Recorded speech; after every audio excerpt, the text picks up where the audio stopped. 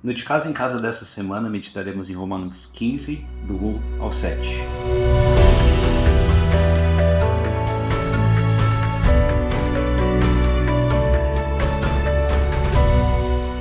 Basicamente, esse texto nos fala que o acolhimento de nossos irmãos vai produzir glória para o nosso Senhor. No versículo 1, Paulo fala assim: nós que somos fortes devemos suportar as debilidades dos fracos e não agradar-nos a nós mesmos. Quando eu estava pensando nesse texto, me lembrei de 1 Coríntios 4:7, em que fala assim: o que tens tu que não tenhas recebido? E se o tendes, por que te glorias? Irmãos, se algo temos recebido do nosso Senhor, não é para nós mesmos, mas sim para o outro. A vida cristã não se trata de nós, e sim de agradar ao nosso Senhor e edificar a vida de nossos irmãos. Amém. E temos na palavra e dentro de nós um grande exemplo disso, que é o nosso Senhor Jesus Cristo. E em Filipenses 2:5, quando se fala sobre o exemplo da humilhação de Jesus na sua vida e encarnação, começa dizendo: tenham entre vós o mesmo modo de pensar que Cristo Jesus. E aí segue todo o texto citando todo o processo de humilhação do Senhor, que foi norteado pela vontade de agradar ao Pai e pelo esvaziamento de si mesmo. E a gente vê que nesse processo do Senhor Jesus na cruz não se difere do processo que nós temos ao acolher os irmãos, porque devemos nos esvaziar e fazer aquilo que agrada ao Pai também. Isso nem sempre é fácil de fazermos no nosso dia a dia, mas nisso temos um incentivo aqui no versículo 4 e podemos meditar em tudo que foi escrito, porque tudo que foi escrito nas Escrituras é para o nosso ensino. Então temos alguns exemplos de acolhimento nas Escrituras, onde, por exemplo, a viúva que tinha um menino e estava um tempo de fome, acolheu o profeta, tinha um alimento só para mais uma refeição. E o profeta pediu, primeiro fizesse para ele. E ela foi e fez, e não faltou azeite, não faltou farinha, eles foram sustentados por Deus durante todo o período de fome. Temos também o exemplo da filha de Faraó, que acolheu Moisés quando ele estava no Nilo. Havia um decreto de Faraó naquele período para que toda criança hebreia fosse morta. E ela, indo contra esse decreto, acolheu aquele menino, investiu na vida daquele menino a ponto de ele se tornar príncipe do Egito. E o fruto disso foi que houve libertação daquele povo através da vida de Moisés. Amém. E esse é um exemplo que nos mostra que investir na vida de um irmão nunca é algo em vão. Nós temos diversos investimentos temporários aqui na Terra.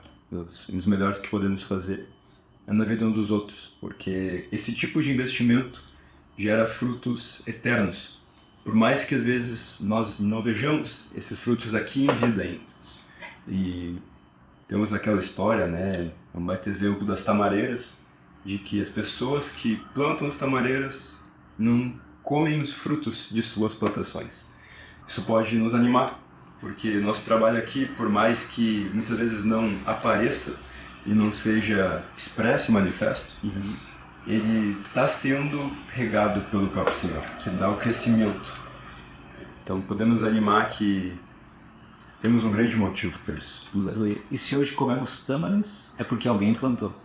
Exatamente. E o legal, assim, que ali no versículo 5 fala que essa paciência e consolação são de Deus.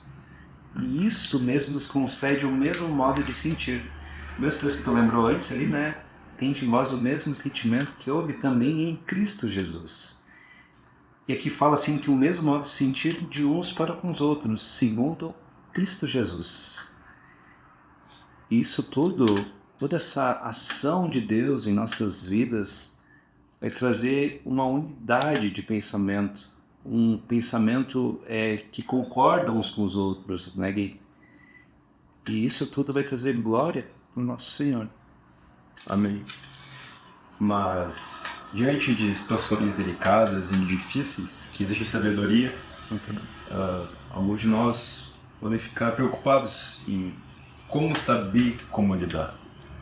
Situações em que podemos ferir um bom irmão ou que precisamos de firmeza para exortar e não queremos desanimar ninguém, mas para isso nós contamos com o Espírito Santo, o Consolador, o Paráclito aqui que está ao nosso lado.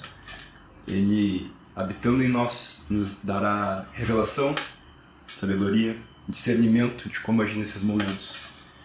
E o texto de Judas, versículo 18, nós temos um exemplo contrário a isso. Ele fala: nos últimos tempos haverá zombadores, andando segundo suas ímpias paixões. São estes os que promovem divisões, seguem os seus próprios instintos e não têm o Espírito. Aqui nós temos o exemplo contrário disso.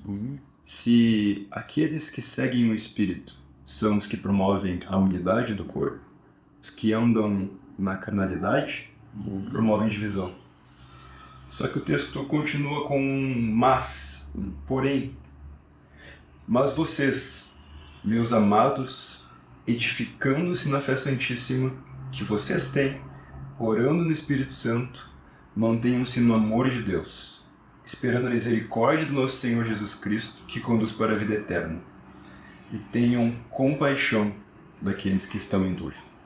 E aqui nesse texto que estamos meditando tem dois portanto, no versículo 2 e no versículo 7.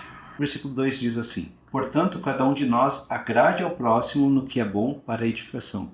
Exatamente o que tu trouxe, né? A edificação do corpo. E o segundo fala: portanto, acolhei-vos uns aos outros, como também Cristo nos acolheu para a glória de Deus. Isso sintetiza a nossa disposição com os nossos irmãos, e que acolhendo uns aos outros em amor, nós agradamos ao Pai. Isso produz glória para Ele mesmo. Glória a Deus. Amém. Queremos então animar vocês a estarem meditando nesse texto e estando atentos ao que o Senhor tem para falar com cada um, para que todos possam compartilhar de casa em casa e nos grupos caseiros. Deus abençoe.